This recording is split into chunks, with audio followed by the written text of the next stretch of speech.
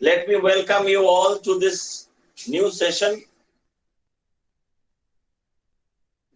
We are actually dealing with certain selected poems of Philip Larkin, one of the most important of the post-war British poets.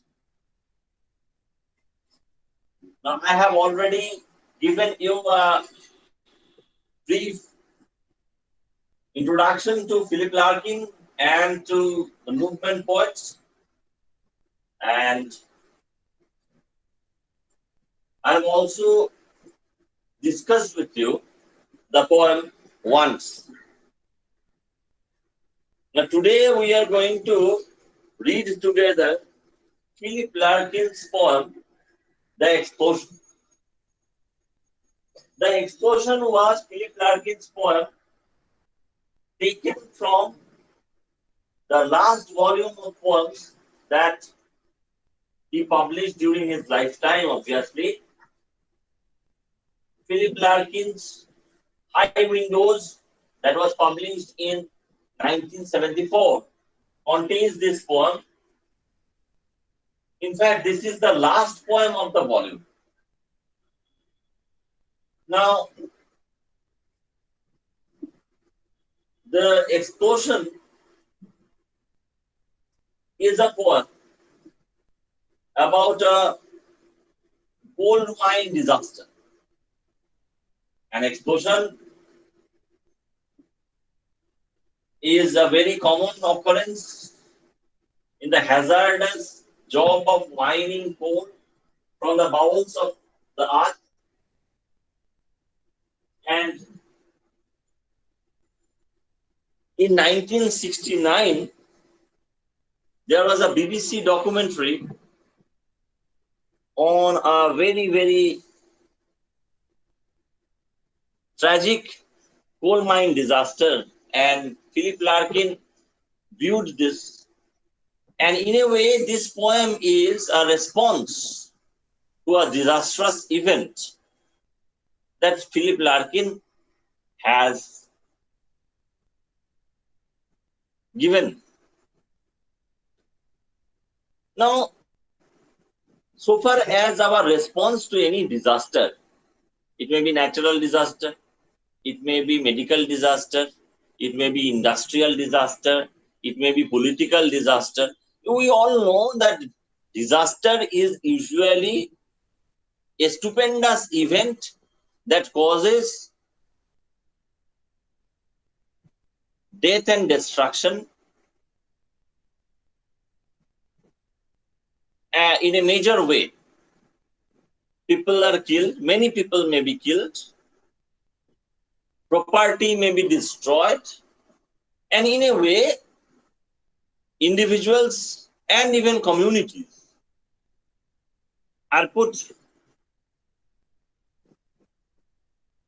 in a great shock, We all know about certain disasters that have struck us from time to time in history: earthquakes, floods, droughts, famines, epidemics and pandemics, like the prevalent corona pandemic that we are facing.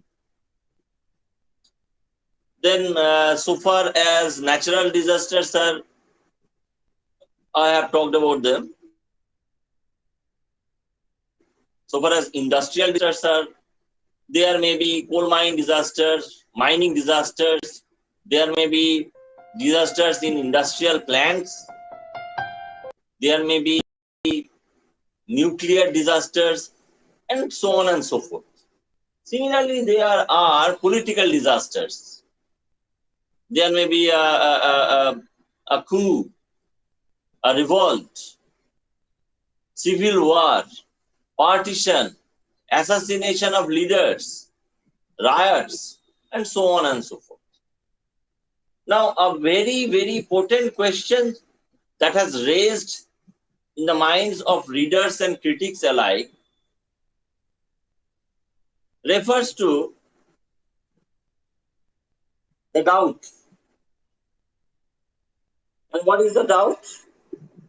The doubt is whether it is it is possible or impossible to adequately represent disaster in literature.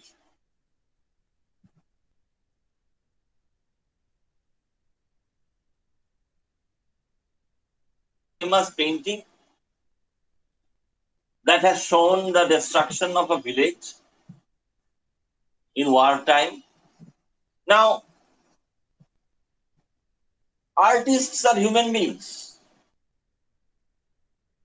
They also keenly feel like ordinary mortals like us. When disaster strikes, the initial response is one of numbness, one of great perturbation, and even almost a kind of a paralysis, an emotional as well as physical numbness. We don't know what to do. We don't know how to get out of the disaster, both in a short term and in a long term basis. There is trauma, there is shock, there are losses to be recouped or endured. Now, so far as poetry is concerned, poetry being a sensitive outpouring of man's innermost thoughts, oftentimes, very poignantly represent disastrous events as well as the response of highly sensitive minds to such events. And such a poem on disaster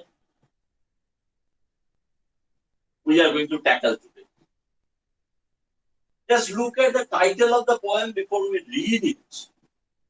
See, it is not an explosion. It is not explosion. It is the explosion. Now, this is important. Why is it important? We all know that explosion can mean a rapid increase of the number of anything. There is population explosion. There is information explosion. There is explosion of crime, and so on and so forth. Similarly, explosion can mean the bursting of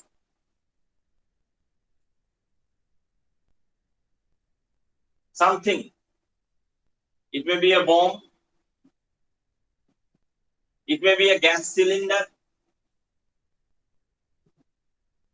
You know, there is always a chemical and a physical dimension to the explosion. Explosion can also mean the bursting forth of life. So, in a way, it is quite strange that the same word explosion can mean an event of destruction. It can also mean, inversely, an event that may cause new creation, that may cause the bursting forth of life and consciousness. Now, obviously, the real import of the word explosion as used in the title of this poem can only become clear to all of us when we have read the whole poem. So, I am going to tackle the poem now, and obviously I will have to come back to the title of the poem after discussing the poem itself. Now, so far as the poem is concerned, if you look at the poem that Vikram is sharing now on screen, you will see that this poem is a short poem of 25 lines, divided into 8 unrhymed couplets, stanzas of 3 lines, followed by a 1 line stanza at the end, a kind of an outrider. Now, why is this very important? As I have already discussed the poem once, I chose to discuss this poem after that because of certain things, certain metrical affinities, similarities that this poem has to that. Here also, the poem is just like in once. The poem is written in unrhymed verse, in which alliteration and repetition of sound pattern gives to this unrhymed poem some kind of a rhythm that is colloquial. Now, because I have already given you some extra textual information regarding the real theme of this poem, the subject matter of this poem, a coal mine accident, I must also tell you something well in advance.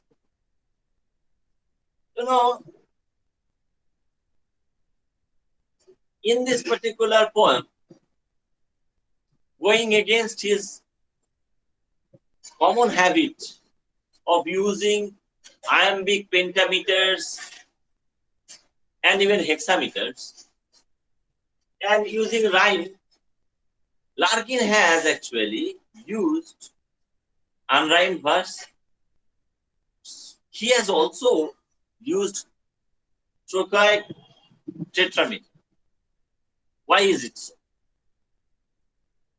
We'll get to understand that as we go along. So I will now request Subhasri Bonik to read out the poem stanza wise.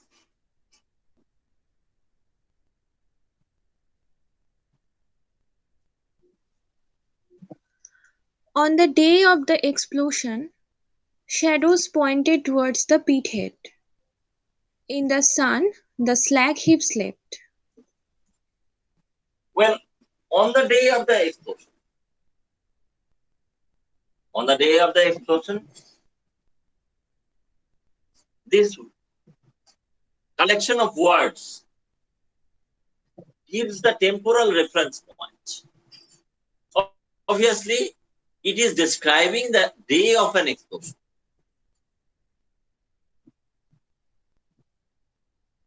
The shadows pointed towards the pit head.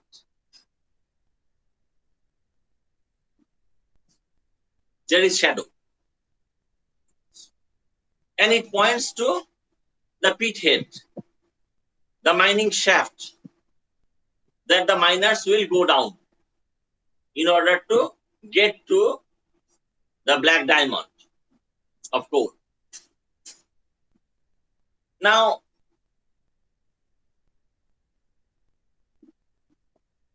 the shadows symbolically may portend great evil. It may be ominous.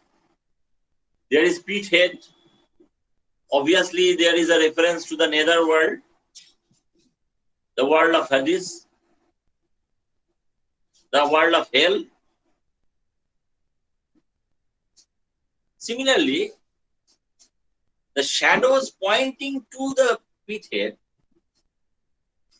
obviously gives us an ominous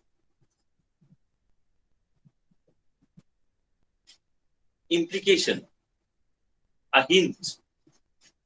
But that is counterpointed by the next line. Read the next line again, the third line. In the sun, the slag heap slept. The refuse, in any mining operation, there is refuse that comes out, and that is heaped by the side of the shaft, So if there is shadow, there is also the sun. There is sunlight. And it seemed that the sun was sleeping on the slag heap. So in a way, if there is a portent of disaster, there is also a symbol of peace and tranquility. Okay. And this is something that Larkin will do and go on doing. Yes, the next stanza. Down the lane came Maine in peat boots, coughing oath-edged talk and pipe smoke, shouldering off the freshened silence. Okay, there is a morning shift. The miners are coming to work. They came down the lane. Usually, Larkin is influenced by and inspired by the writings of another writer who has dealt with the coal mine and the miner's life. Can anyone, by any chance, give me the name of that writer? And another English writer, a 20th century writer. I'm giving you a hint. He was both a poet and a novelist and also a playwright. Thomas Hardy. Anybody else? Thomas Hardy was a regional novelist. He was not dealing so much with, the industrial life or mining. He was basically writing about the agricultural life of Wessex. Somebody else. Okay, let us not dilly-dally. Charles Dickens. Was Charles Dickens? Just come on. This is absurd. Was Charles Dickens a 20th century writer? Come on, you are actually in PG. You are in postgraduate course. He was a Victorian writer. Now, let me tell you, without torturing you anymore. I was talking about D.H. Lawrence. D.H. Lawrence, in his novels, has often represent the mining districts. In such a novel, let me just think about Sons and Lovers, for example. Okay, coming back to Philip Larkin and this point. Down the lanes, usually the miners lived near the mine. And there were housing provisions, usually maintained by the company,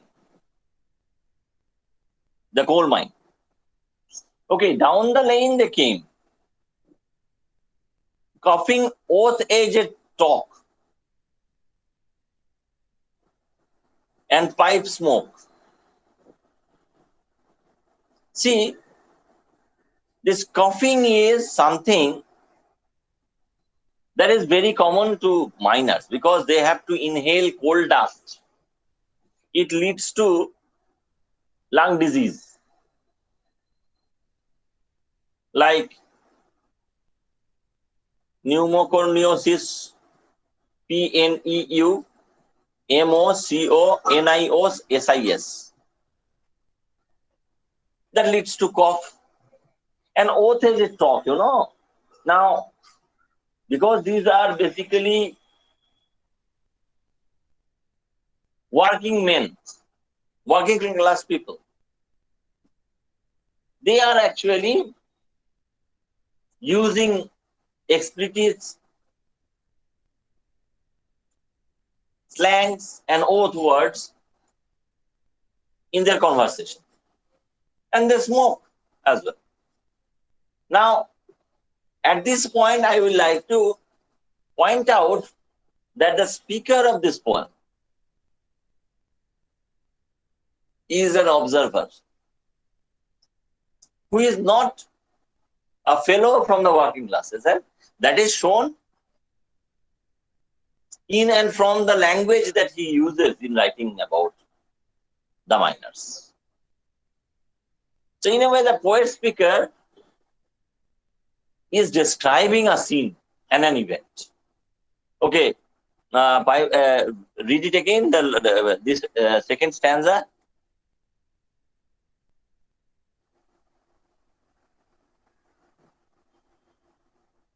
Surely don't take so much time. Down the lane came Maine in peat boots, coughing oath-aged talk and pipe smoke, shouldering off the freshened silence. Two things here. They wear pit boots. This is one of the regulation dress items, They have to wear tough and durable footwear because they will go down and it can be a dangerous work, a hazardous work. Now, shouldering of the freshened silence, as if their talk, their virile masculinity, they are coming in groups. It shoulders of the freshened silence. It is morning time. They are coming to work. They are talking amongst themselves. They are coughing, and in a way, they are shouldering off. They are butting into this world of silence. So there is an element of intrusion hinted at. So the human world is encroaching upon the natural world and denuding the earth of her resources in a way. Okay, go on to the third stanza. One chased after rabbits, lost them, came back with a nest of lark's eggs, showed them, lodged them in the grasses. Lodged them in the grasses. Now, work among this group proves to be more adventurous. He leaves his fellows, goes in search of rabbits, but the rabbit escapes. The fellow comes back. He has found a nest of lark's eggs. He shows these lark's eggs to his fellow workers, but he doesn't destroy them. He actually puts them back where he had found them, in the grasses. Okay? Do remember this particular episode because it will be revisited by the poet at the end of the poem. Okay, next. So they passed in beards and moleskins, fathers, brothers, nicknames, laughter, through the tall gates standing open. So in this way, they passed through the gates of the mine, the mining shaft.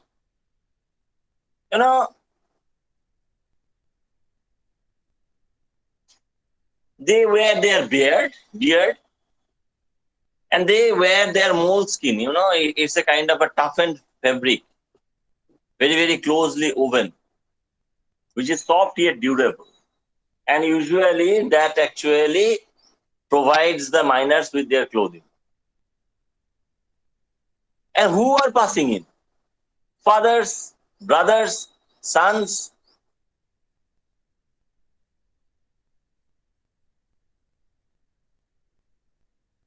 Nicknames and laughter. So it is a close-knit community of miners, because the miners have to depend on each other, on one another for their own safety. So there is some kind of a camaraderie amongst themselves, among them. So they pass through the gate. This is the last time that we hear of them in life. Now here, the image of the gate first becomes a metaphor and then becomes a symbol.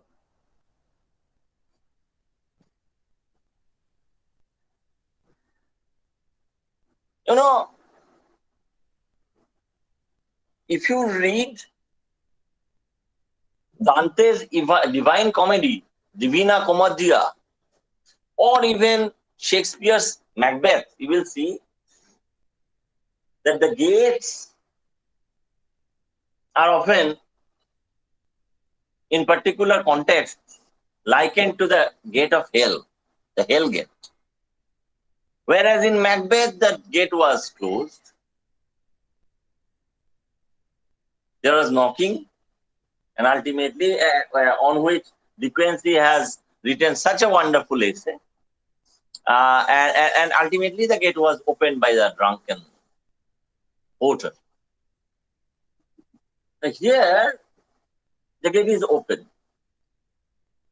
So, you remember the shadows that pointed to the pit head? Wearing their pit boots, the miners actually go down. First, they go through the gate. Obviously, because it is likened to, if not directly, not in so many words, at least by implication. So in a way, they are going down the mine, so going into hell. So they are, in a way, consigned to death and oblivion. In a way. Okay. Now here there is a shift, a jump. In a very classical way, Larkin does not describe directly the explosion at the event of explosion. Only the rumbling of the explosion and its effect is what he actually describes in the next stanza. Read it. At noon there came a tremor. Cows stopped chewing for a second. Sun scarped as in a heat haze dimmed. Now, at noon, there came a tremor. First, there is the explosion, and the tremor is felt.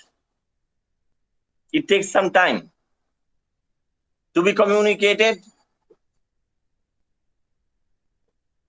to ground level because it is an underground explosion.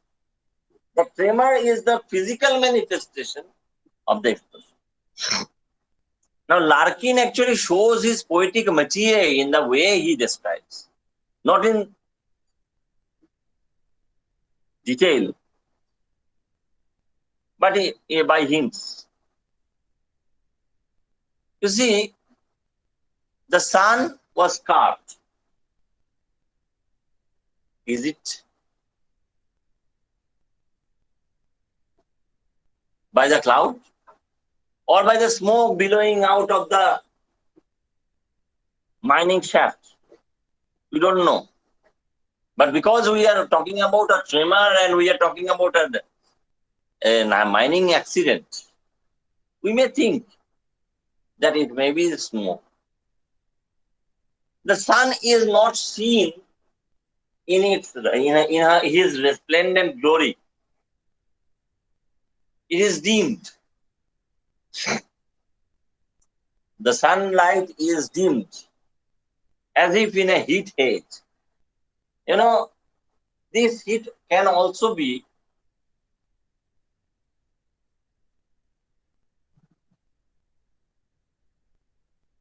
both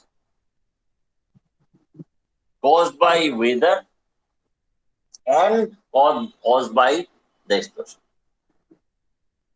But the response of the natural world is very, very revealing.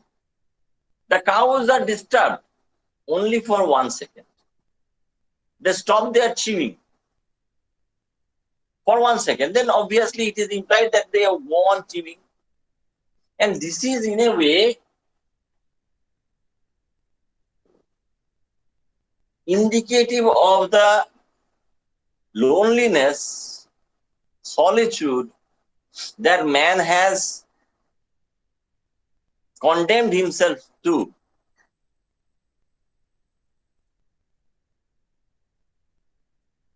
Because of his almost proprietorial attitude towards the nature, Mother Nature.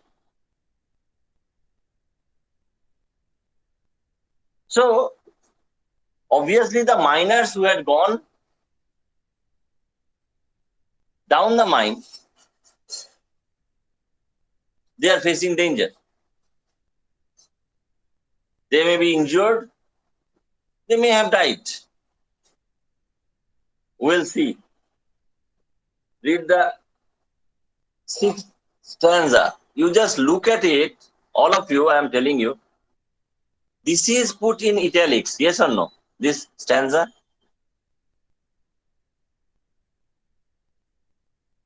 The 6th stanza. The dead go before us. They are sitting in God's house in comfort. We shall meet them face to face. Yes or no? Yes, sir. So, in a way, it is put in italics, you know. Now, every organized religion holds out a hope of a heavenly life after death.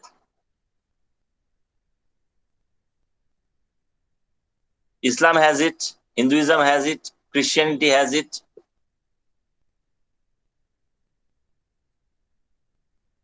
We often hear Innillahi wa innillahi raji'un or Dibyan Lokan Sagachatu. And that is what is given here also. The dead go before us. They are sitting in God's house in comfort. We'll meet them face to face.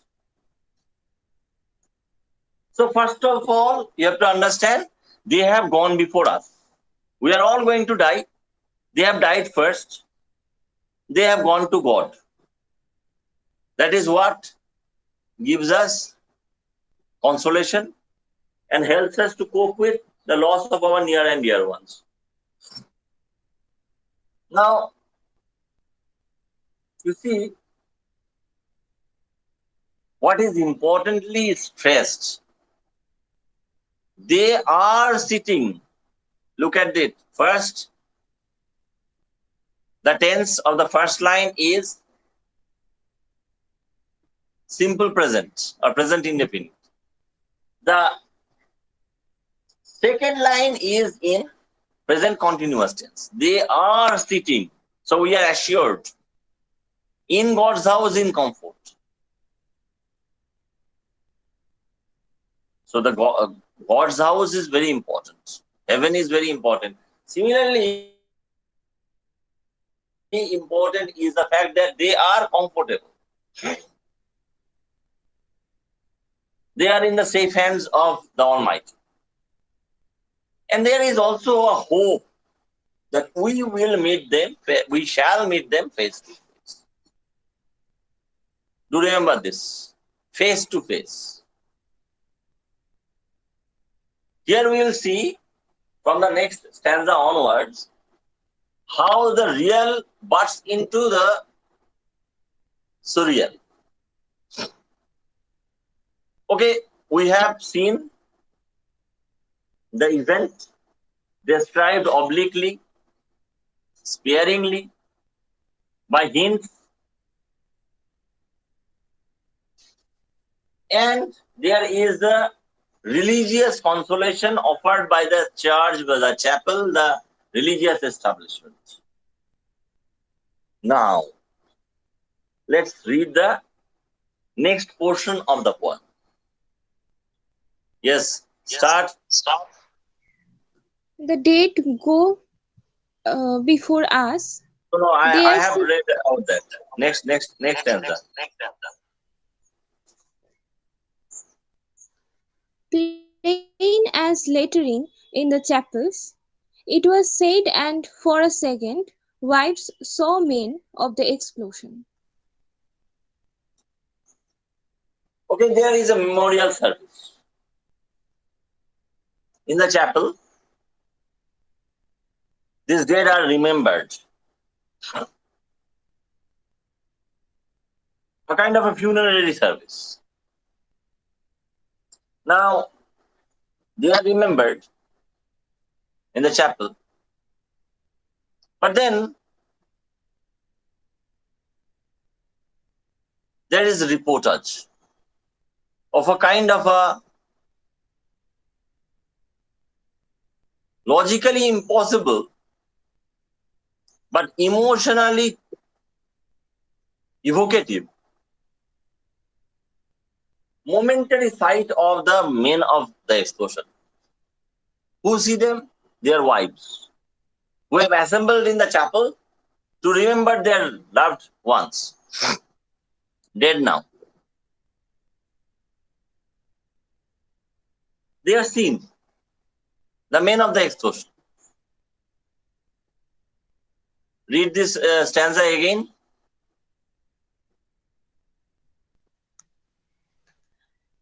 Plain as lettering in the chapels, it was said, and for a second, wives saw men of the explosion. So it was said, rumored, that the men of the explosion were seen. Logically, it is untenable. It is almost impossible. But that is what the wives thought they saw. Okay, go to the next stanza. Larger than in life, they managed, gold as on a coin or walking somehow from the sun towards them.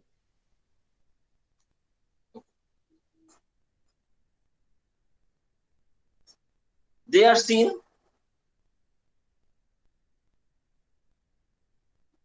in a grander scale than in life. They are larger than life now.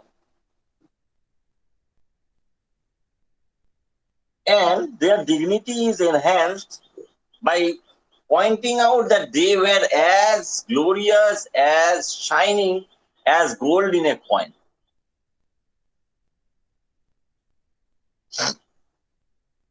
And they are walking, they are shown or seen as walking from the sun to the white.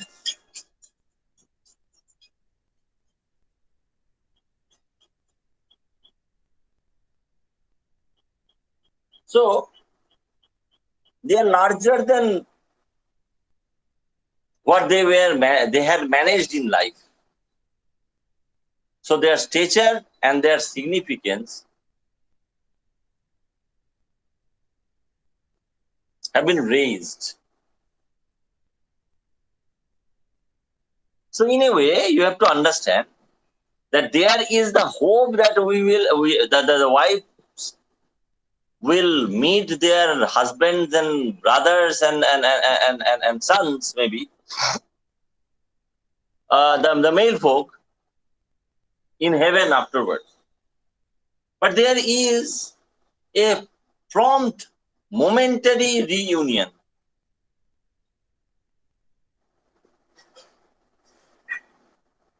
And as readers, we are forced to take sides. We are forced to decide whether we like the first hope or the second momentary illusory reality.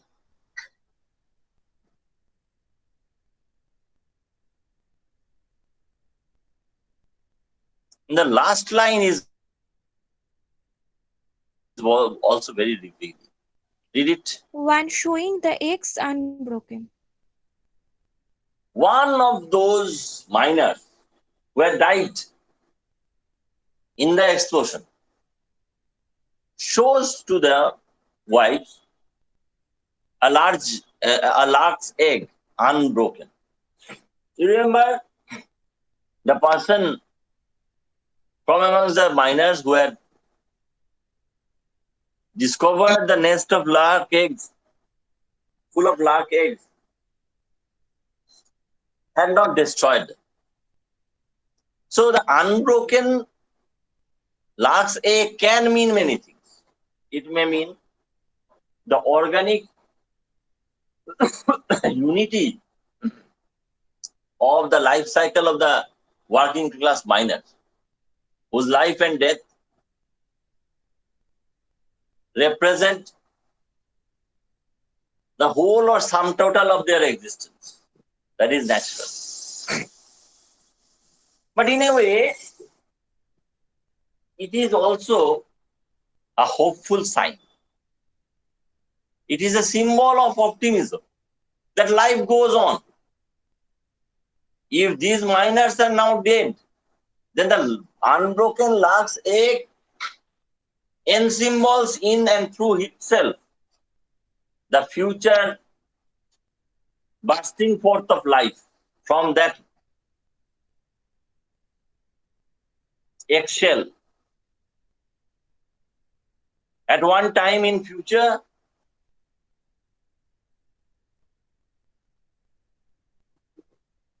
birdlings will be hatched from such eggs.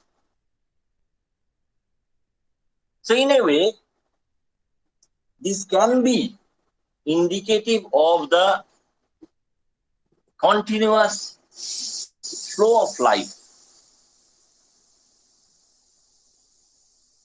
So in a way, it may be a symbol to this world from the other world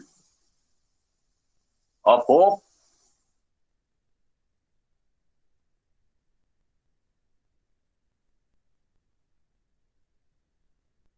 of the invincible character of life.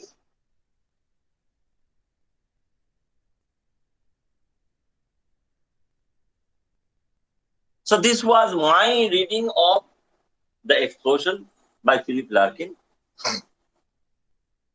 If any one of you has any question, he or she may ask.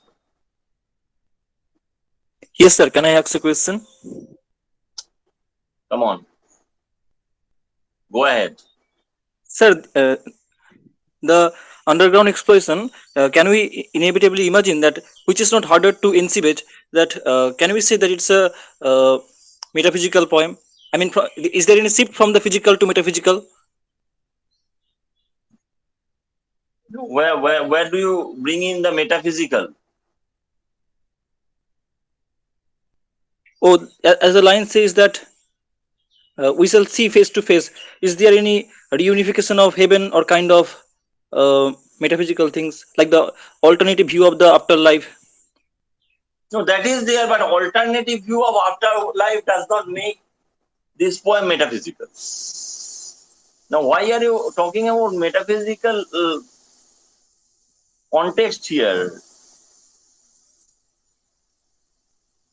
I have already discussed that two kinds of possible future is envisioned. One is obviously the official charged version that we will have to endure in this life. Death and bereavement, they are parts of this life. Ultimately, however, we will meet our departed loved ones in heaven. And the alternative version is provided by the momentary sight of the dead miners, not in heaven, but here and now, on this earth. So in a way, it is a symbolic poem. even though it describes and represents a disaster, an accident, it also has much to say about the continuity of life.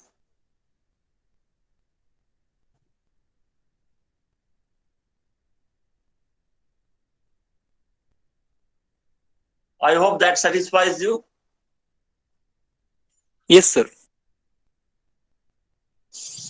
Any other question? Yes, sir. So I would like Sir, to know about the nest of the lark's eggs. Does it talk about the unity of the miners who go down to the coal mine?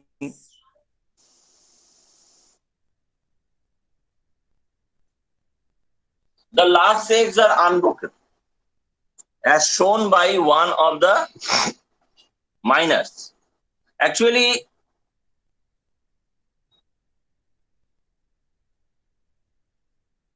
if you remember, one of the miners, before going down to the mine, had spotted the lark's eggs, shown them to the fellow workers, fellow miners, and then left them where they should belong without destroying them. The lark's eggs are even referred to at the end of the poem. Now, in a way, these lark's eggs are, because they are unbroken, they may, as I have already pointed out, refer to the continuity of life. The unity of the miners is something that is shown from the fact that just as they had gone down the mining shaft together, they are seen after life together by their loved ones left behind. The symbolism of the lark's eggs must be sought and found elsewhere. As I have pointed out, it may mean the continuity of life, not only the wholeness of the life and death of the miners, but also an expectation that life will go on.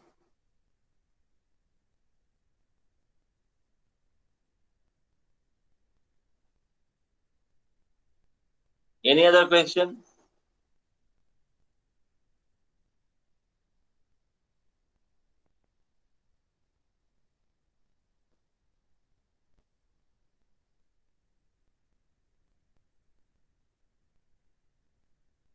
Well, if there are no other questions, I'll stop here.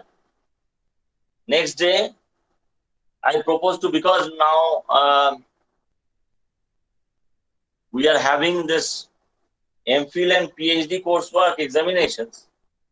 I would like to take your class. I am announcing this here and now. I will take your class tomorrow at 9 a.m. So I will not have to, I may not announce it again.